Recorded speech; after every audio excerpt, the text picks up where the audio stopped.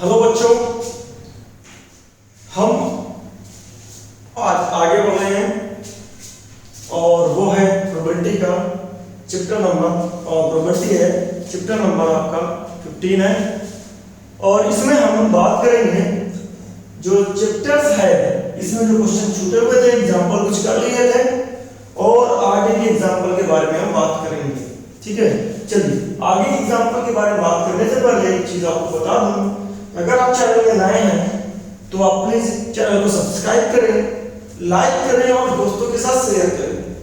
नीचे जो red button दबाई है उसको हिट करके आप सब्सक्राइब कर सकते हैं, उसको हिट करें रेड बटन को नीचे।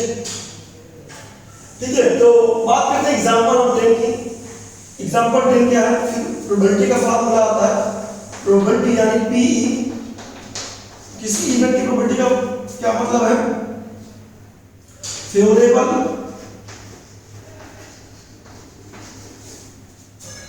Outcomes divided by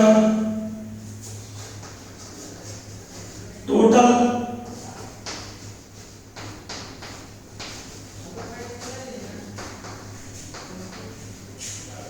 possible outcomes.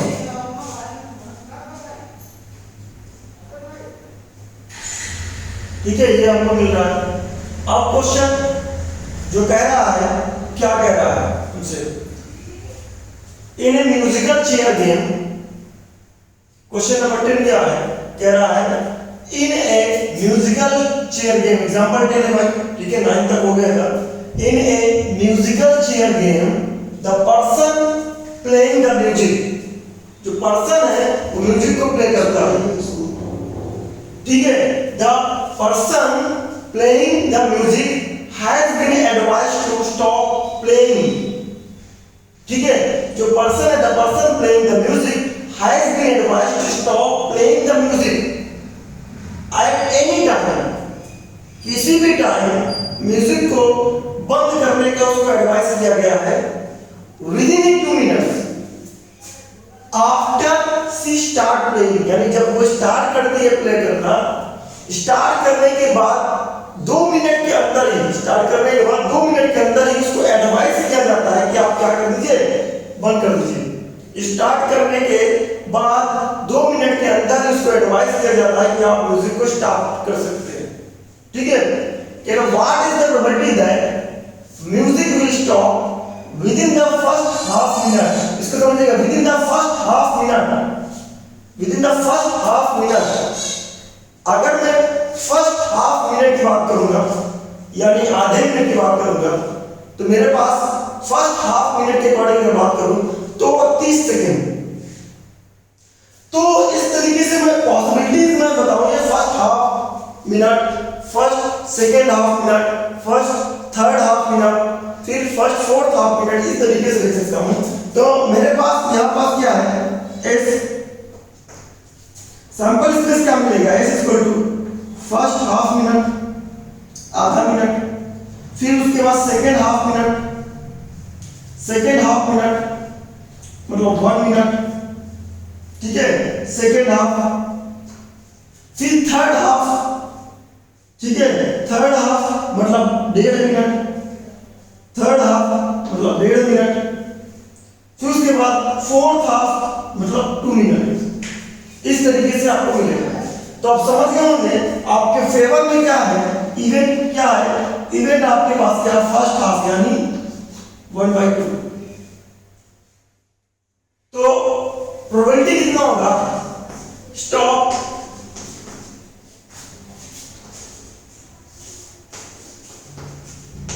First half, क्या हो जाएगा, स्टॉप फर्स्ट हाफ मिनट।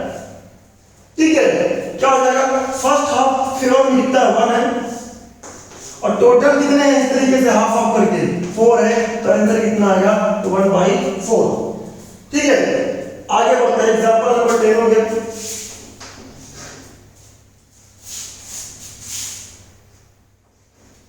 फिर एग्जांपल 11 की बात करते हैं। एग्जांपल 11 क्या कह रहा है बेटा, a missing helicopter is reported to have crashed somewhere in the rectangular region shown in figure, इस rectangular region के अंदर ये हेलीकॉप्टर वो कहीं भी क्रैश हो गया है, कहीं भी क्रैश हो गया मतलब गिर गया है, ठीक है, कहीं भी क्रैश हो गया मतलब गिर गया है, इसी रेक्टेंगुलर रीजन के अंदर गिरा हुआ। तो इस रेक्टेंगुलर रीजन के अंदर दो पार्ट है, एक तो जमीन वाला पार्ट है और एक पानी वाला पार्ट है। पानी वाले पार्ट को कहा गया लेक और जमीन वाले पार्ट को बोला गया है आपके पास लैंड, ठीक है। तो बोला जा रहा है कि in figure what is the probability that crash in the land shown in the figure। आपको कह रहा है कि आप उसकी प्रोबेबिलिटी बताइए कि प्लेन जो है लेक मतलब पानी में क्रैश हुआ हो, किसमें क्रैश हुआ हो, पानी में क्रैश हुआ हो, उसकी प्रोबेबिलिटी आपको बताना बेटा, ठीक है। तो आपको क्या करना भाई, आपको पता है कि प्लेन इस रीजन में कहीं भी गिर सकता है, इसका मतलब पॉसिबिलिटी कहीं भी है गिरने की, तो ये टोटल पॉसिबल आउटकम हो गया रेक्टेंगुलर। उसके अंदर कह रहा है कि आप वो रीजन की प्रोबेबिलिटी बताइए कि पानी में गिर सकता है, तो ये दो ही तो, या तो लैंड में गिरेगा तो पानी गिरेगा। तो पानी में कितना रीजन है, ये लैंड में कितना रीजन है, ये। तो probability of crash in lake क्या हो जाएगा, लेक का area divided by total area, lake का area divided by total area. तो हमारे पास प्रोबेबिलिटी कितना हो जाएगा, ठीक है, प्रोबेबिलिटी मिसिंग इन लैंड क्या लिखा जाएगा इसके लिए, प्रोबेबिलिटी मिसिंग इन लैंड। इसके लिए लिखा जाएगा एरिया, क्योंकि area of land divided by area of land divided by total area of rectangle.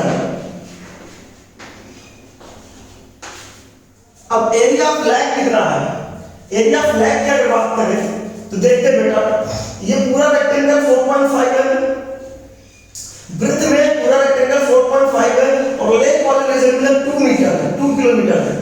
तो लेक का जो ब्रेथ हो गया वो 2.5 हो गया, लेक का जो ब्रेथ हो गया 2.5 हो गया, ठीक है। लेक का ब्रेथ जो हुआ 2.5 हुआ, ठीक है। उसके बाद टोटल रेक्टेंगल लाइन है लेंथ में, तो लेंथ में लाइन कितना है 6 किलोमीटर है, तो पूरा आपके पास 9 किलोमीटर से 6 किलोमीटर आएगी, तो लेक की जो लेंथ है वो कितनी मिल जाएगी 3 किलोमीटर, क्योंकि आपको पता है रेक्टेंगल के सामने वाली साइड क्या होती है, बराबर होती है। तो लेक का लेंथ 3 किलोमीटर हो गया और ब्रेथ कितना होगा 2.5 किलोमीटर। उसके बाद रेक्टेंगल के लिए कितना होगा, लेंथ इनटू ब्रेथ, इसका मतलब 4.5 इनटू 9, ये बनेगा कितना 3 का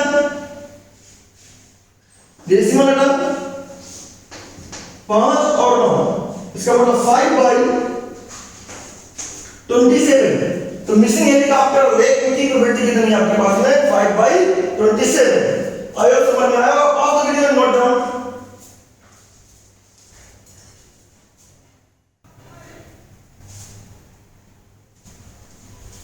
चलिए दोस्तों बात करते हैं एग्जांपल नंबर 12 की। एग्जांपल नंबर 12 क्या कहता है, कह रहा है कार्टून एक डिब्बा है, ठीक है, एक कार्टून मतलब एक क्या कहते हैं बॉक्स है, ठीक है, उस बॉक्स की बात कर रहा है।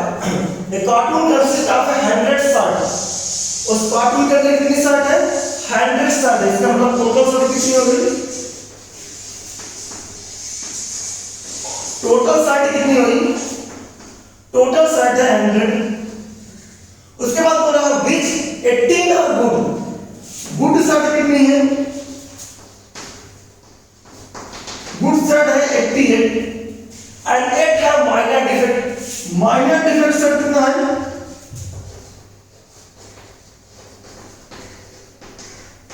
माइनर डिफेक्ट शर्ट है आपके पास में 8। उसके बाद मेजर डिफेक्ट आपके बोला है एंड 4 है मेजर डिफेक्ट। मेजर डिफेक्ट मतलब बहुत ज्यादा कटा फटा है, major defect sir major defect sir कितना आपके पास है 4 है। तो इतनी क्वांटिटी है 100 में 100 साइड में किसी बॉक्स के अंदर उसमें से 88 गुड है, उसके बाद 8 के आपके पास में कम डिफेक्ट वाले हैं छोटा कटआउट पता होगा, मेजर डिफेक्ट वाले बहुत ज्यादा कटआउट पता होगा शर्ट के अंदर। ठीक है, तो कह रहा बताइए कि कह रहा जिमी है, एक trader will only reject the shirt. ठीक है, जिमी क्या है, a trader will only reject the shirt which have major defect. ठीक है, आपके कह रहा जिमी एक ऐसी ट्रेडर है कि वो उसको क्या नाम है रिजेक्ट करती है जिसके पास क्या है, मेजर डिफेक्ट है। ठीक है,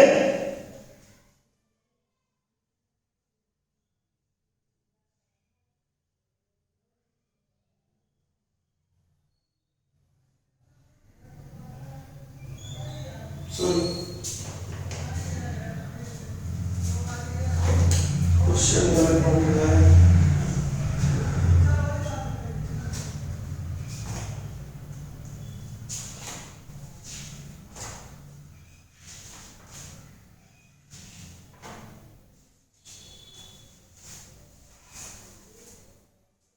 ठीक है, इस क्वेश्चन में ध्यान दीजिए, कह रहा मैं इस क्वेश्चन को आपको बुक से पढ़ के बता दे रहा हूं।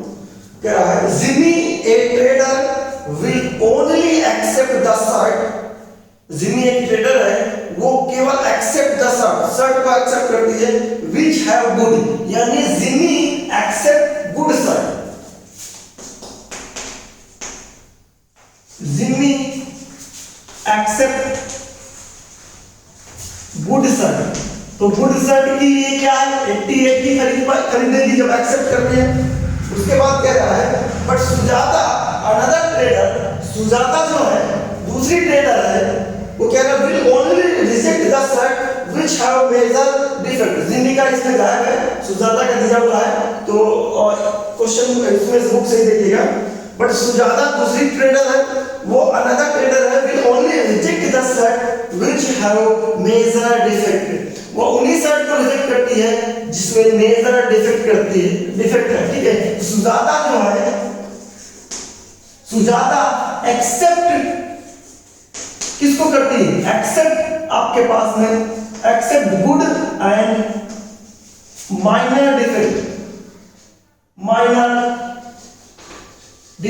तो कितना हो जाएगा, 88 प्लस 8 मींस 96 शर्ट को वो एक्सेप्ट कर लेगी। आगे क्या है क्वेश्चन, इट इज एक्सेप्टेबल, आपके पास प्रोबेबिलिटी बता रहा है, what is the probability that it is acceptable to the Jimmy, Jimmy के लिए एक्सेप्टेबल हो उसकी प्रोबेबिलिटी बताना है। तो P event, P acceptable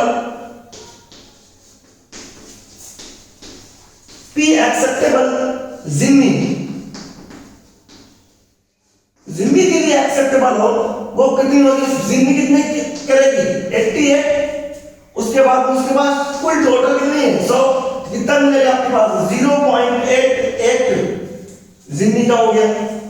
Sujata जो है, सुजाता के लिए बात करें, पी सुजाता एक्सेप्ट,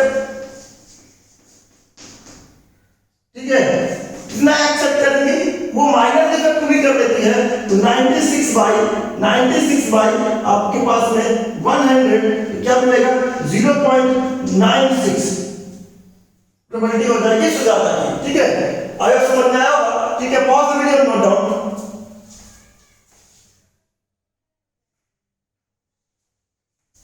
चलिए क्वेश्चन नंबर 13 की बात करते हैं। क्वेश्चन नंबर 13 क्या कह रहा है ये समझते हैं। ठीक है, प्रोबेबिलिटी का फार्मूला बार-बार आपको मैं नहीं लिखा रहा हूं, आप जब भी क्वेश्चन करिएगा प्रोबेबिलिटी का फार्मूला लिखकर ही करिएगा।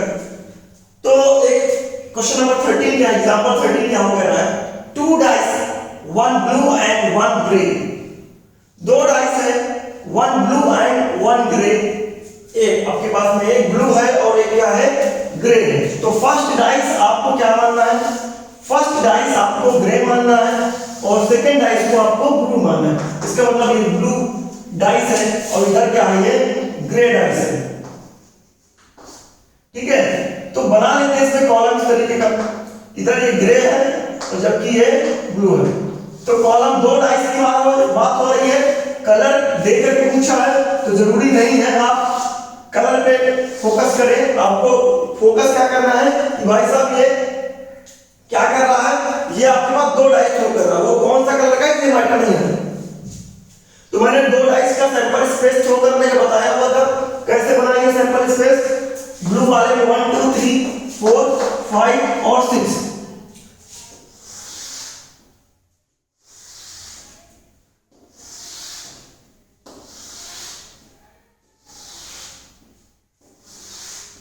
ठीक है, 1 2 3 4 5 6। ठीक है, तो ये कितना होगा? 1 1 1 2 1 3 1 4 1 5 1 6 2 1 2 2 2 3 2 4 2 5 2 6 3 1 3 2 3 3 3 4 3 5 3 6 4 1 4 2 4 3 4 4 4 5 4 6 5 1 5 2 5 3 5 4 5 5 5 6 6 1 6 2 6 3 6 4 6 5 और 6 6। ये हमको पता है। अब आपसे जो क्वेश्चन पूछा जा रहा है, पता ही है आपके पास में, write down the possible outcomes, लिख लिया हमने पॉसिबल आउटकम्स। इसी तरीके से आपको बता देना है, ठीक है। उसके बाद आपको बोला जाता है कि what is the probability that the sum of the two numbers appearing on the top of the dice, सिर्फ कि आपको वो नंबर के सम का प्रोबेबिलिटी बताना है जो दोनों डाइस के ऊपर अपीयर हुआ है। तो ये जो नंबर्स है, ये पॉसिबिलिटी है अपीयरिंग की, कि ऊपर जो नंबर दिखेंगे वो इस तरीके के पेयर में दिखेंगे। तो आपको कह रहा है कि आपको बताना है कि what is the probability that the sum of the two numbers appearing on the top of the dice, dice के ऊपर जो नंबर अपीयर हो रहे हैं उन नंबर के सम की प्रोबेबिलिटी बताना है कि सम कितना होना चाहिए? 8 होना चाहिए।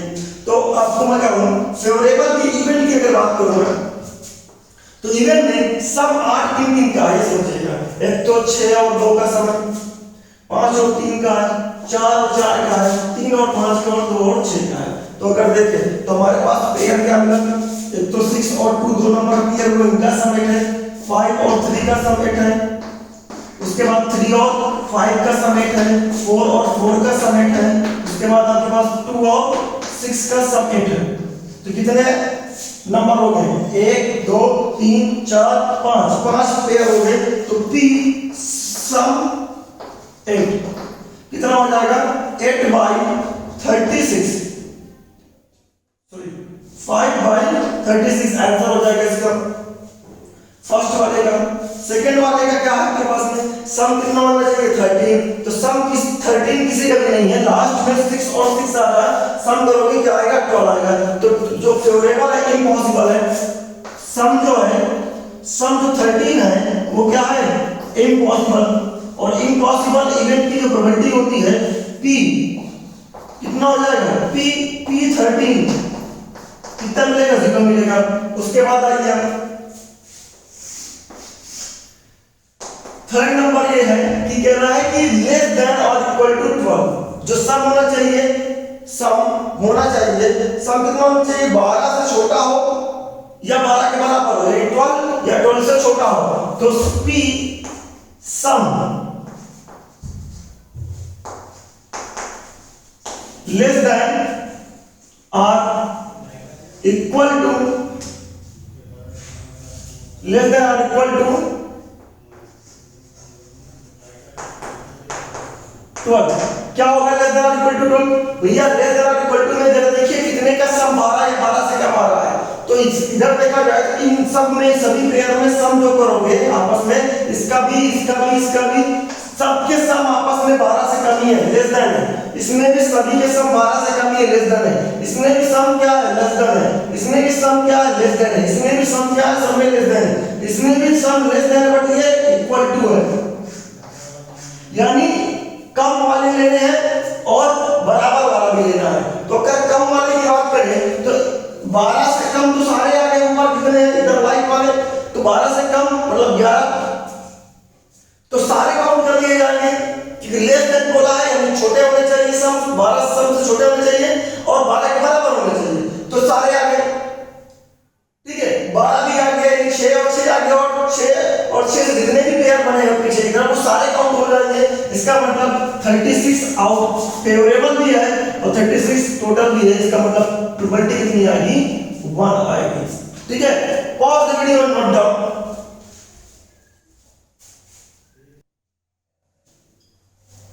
चलिए एक्सरसाइज 15 की बात करते हैं। एक्सरसाइज 15 आप बुक ओपन कर लीजिए एनसीईआरटी, उसमें हम क्वेश्चन नंबर 1 करेंगे।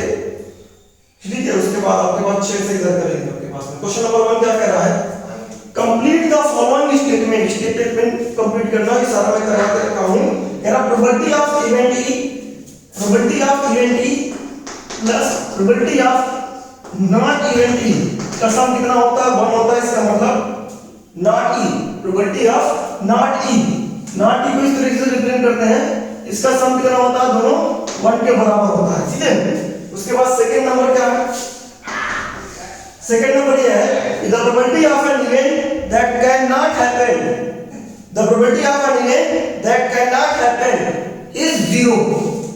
ऐसे इवेंट जो नहीं हो सकते उनकी प्रोबेबिलिटी कितनी होती है, 0 होती है। और सच event is called impossible event. इस तरीके के इवेंट का क्या नाम होता है, इम्पॉसिबल इवेंट। ये सब कराया हुआ है। इसके बाद है आपने third, the probability of an event that is certain to happen, मतलब कह रहा है कि ये उस प्रोबेबिलिटी, इवेंट की प्रोबेबिलिटी बताइए जो निश्चित होना ही है। ठीक है, the probability of an event that is certain to happen, मैं बताया certain और sure मतलब एक ही होता है। the probability of an event that is certain to happen is 1। जो कंपलसरी होना ही होना है उनकी बात कर रहा हूं मैं। ठीक है, उनकी बात कर रहा हूं, उसकी प्रोबेबिलिटी कितना होती है, 1। जो 100% पता है कि होगा ही होगा, उसकी प्रोबेबिलिटी कितनी है, 1। और सच event is called sure event. क्या कहलाता है, श्योर इवेंट, सर्टेन इवेंट। ठीक है, श्योर इवेंट या हम कहें सर्टेन इवेंट। क्वेश्चन नंबर 4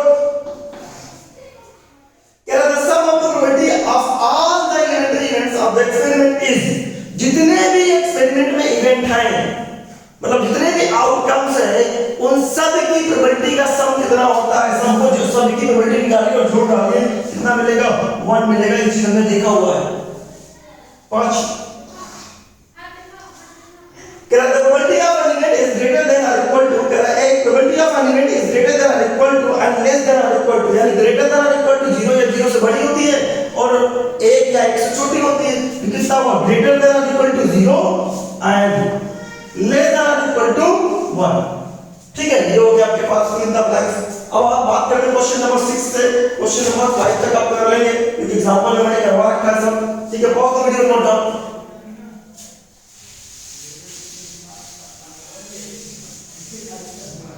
बात करते हैं क्वेश्चन नंबर 6 की। क्या है क्वेश्चन नंबर 6? क्वेश्चन नंबर 6 कह रहा है कि it is given that is a group of 3 students, the probability of 2 student, 3 students का ग्रुप है। कह रहा है कि 3 students, the probability of 2 students not having the same birthday, 2 students ऐसे हैं उनमें से, ठीक है, 3 स्टूडेंट्स में 2 स्टूडेंट्स ऐसे हैं जिनका सेम बर्थडे नहीं है। ठीक है, जब 2 स्टूडेंट्स का सेम बर्थडे नहीं है, इसका मतलब तीनों का डिफरेंट बर्थडे है। तीनों में से 2 स्टूडेंट्स का सेम बर्थडे नहीं है।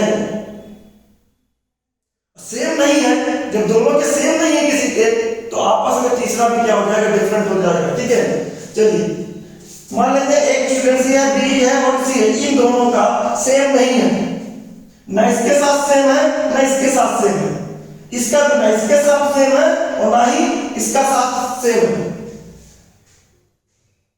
ठीक है, तो क्या होगा, यह होगा कि जब दो का सेम नहीं है तो तीसरे का भी सेम नहीं होगा। तो कह रहा है कि two student not having the same birthday is 0.992। तो P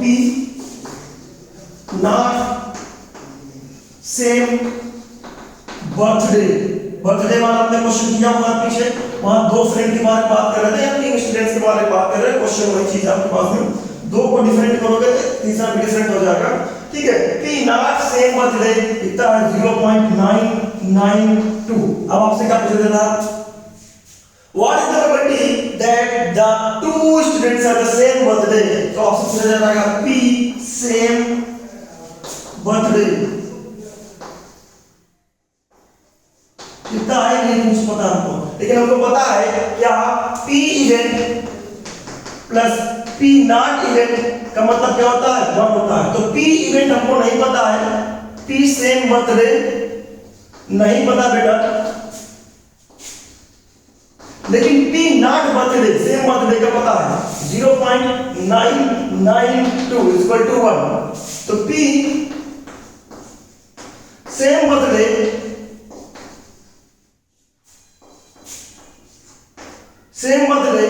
की वैल्यू क्या निकल जाएगी, 1 माइनस 0.992 इज इक्वल टू, अगर देखा जाए तो मिलेगा क्या आपके पास में 0.008 मिलेगा आपके पास में, 0.008 मिलेगा आपके पास में सेम बर्थडे ना होने की प्रोबेबिलिटी। ठीक है, pause the video, note down.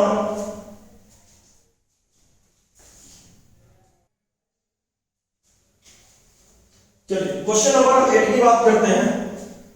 ठीक है, 6 की बात हो गई है, 7 आप कर लेंगे। 7 इस तरीके से आपका जो 6 की तरीके से है, ठीक है, उसमें भी P इवन है और P नॉट आपका है, निकाल सकते हो उससे। तो क्वेश्चन नंबर 8 की बात करते हैं। ए bag contain 3 red balls, bag के अंदर क्या है, बैग के अंदर 3 रेड है, ठीक है, एंड 5 ब्लैक है, और उसके बाद में ठीक है दो ही कलर की बॉल है, रेड और ब्लैक। ठीक है, आपके पास में 3 रेड बॉल्स है एंड 5 ब्लैक बॉल्स है। एक ball is drawn at random from the bag, bag से एक बॉल को निकाला जाता है। पूछ रहा है what is the probability that the ball drawn is red. तो P रेड बताना है आपको पास, P रेड बताना। तो रेड कितने हैं, 3 है, टोटल कितने हैं, 8 है, ये हो गया P रेड। ठीक है, उसके बाद बोला P नॉट रेड। आप उस तरीके का फार्मूला भी निकाल सकते हैं, लगा सकते हैं P red plus P not red. ठीक है, तो कितना मिलेगा, 1 में से आप सब्ट्रैक्ट कर दीजिए P रेड को, यानी रेड की प्रोबेबिलिटी हटा दीजिए तो नॉट रेड और मिल जाएगी। तो रेड की प्रोबेबिलिटी कितनी है, 1 माइनस 3/8, कितना मिल जाएगा, 5/8। इसका मतलब रेड नहीं आएगा तो क्या आएगा, ब्लैक आएगा। ब्लैक की प्रोबेबिलिटी बताना था, P नॉट रेड का मतलब क्या, P ब्लैक। आप ये कह सकते हैं इसको, P नॉट रेड का मतलब क्या है, P ब्लैक। समझिएगा, P नॉट रेड का मतलब क्या है, P ब्लैक है। क्लियर ना, P ब्लैक कितना होता है, 5/8। समझे, दो ही कलर की बात है, अगर रेड नहीं आएगा तो क्या आएगा, बॉल और ब्लैक वाली आएगी। ठीक है, pause the video, note down. आगे बढ़ते हैं हम।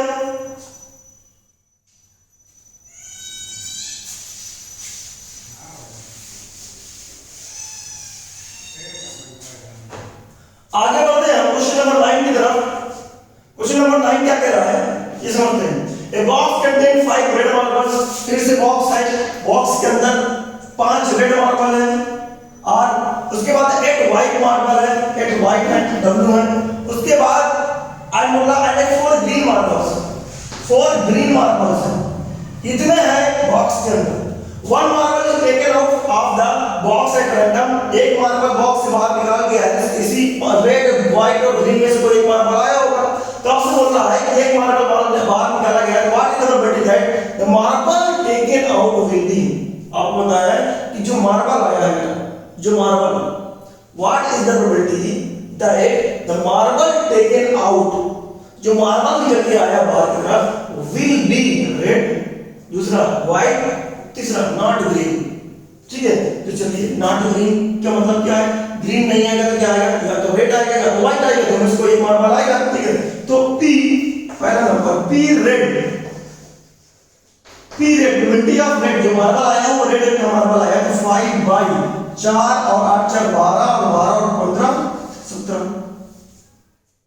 टोटल हमारे पास कितने मार्बल से बैक बॉक्स के अंदर ये हो गए। उसके बाद आइए second number P white, white के मार्बल कितने हैं, 4 फेवर में है और टोटल कितने हैं, 17 है।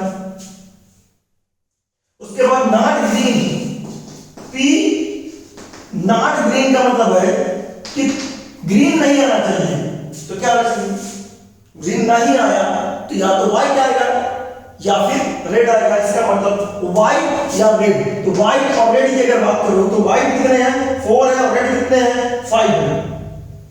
5 प्लस 8 सॉरी बाई 17, तो कितना मिलेगा, 13 बाई 17, ये हो गया आपके पास में। पॉज करके और नोट डाउन।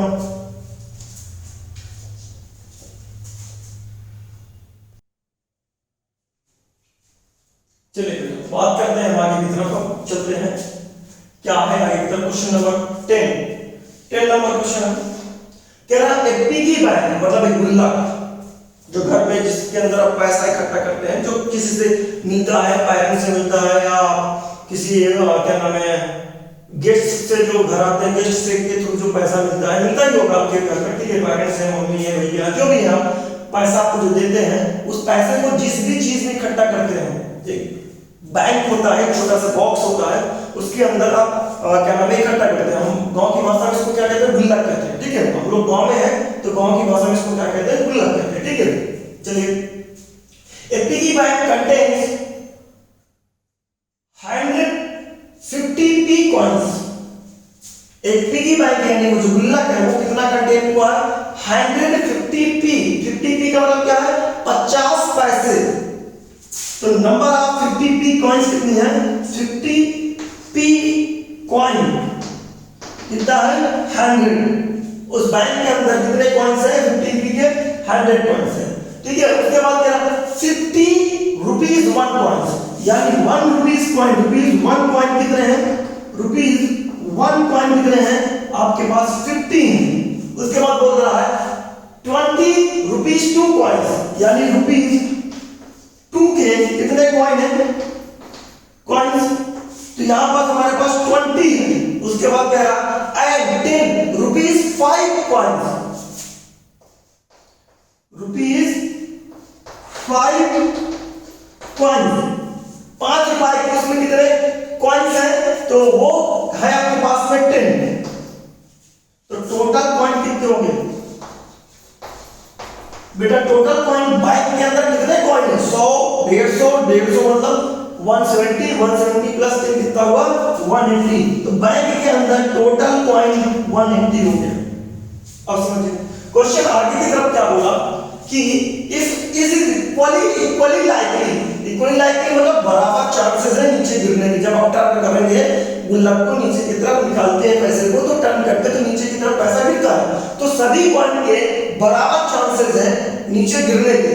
तो one of coin will fall out when the bank is turned upside down, ठीक है। कह रहा जब एक बैंक को यानी वो गुल्लक को नीचे की तरफ गिरा दिया जाता है, मतलब आप कह रहे हैं उसको पलट दिया जाता है, डाउन कर दिया जाता है, तो उसमें से एक कॉइन नीचे की तरफ गिरता है, एक कॉइन गिरता है, ठीक है।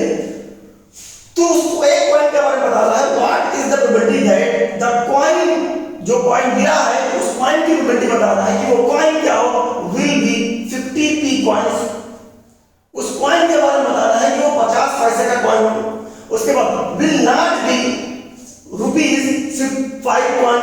आपको आगे कहा गया है कि आप ये बताइए कि जो कॉइन गिरा है वो 50, what is the will be the 50 p coins. इसका मतलब probability of 50 p coin, probability of 50 p coin क्या है भैया, फेवर में कितने 100 कॉइन 50 के और टोटल कितने 180 है। ये खत्म हुआ, कितना मिलेगा आपके पास, अगर देखा जाए तो 5/9 मिलेगा,